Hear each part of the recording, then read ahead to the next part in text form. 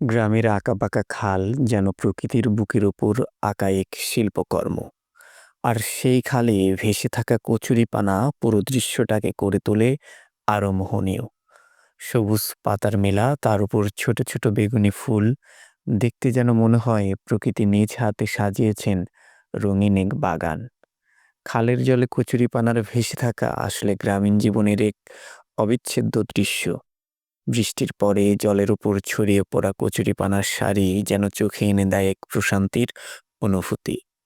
সকালের সূর্যের আলো পড়ে যখন সেই পাতায় ঝিকিমিকি করে, তখন মনে হয় প্রকৃতি যেন হেসে উঠেছে। গ্রামের মানুষজনের কাছে কচুরিপানা শুধু সৌন্দর্য নয়, অনেক সময় আশ্রয়ও। মাছেরা এখানে লুকায়, খেলে বেড়ায়, আর শিশুদের কাছে খালের ধারে এই দৃশ্য হয়ে ওঠে খেলাধুলার স্বর্গ। কচুরিপানা আর খালের মিলন আসলে গ্রামের প্রাকৃতিক সৌন্দর্যের এক অনন্য উপহার, যে কেউ একবার দেখলে তার মনে গেঁথে থাকবে আজীবন।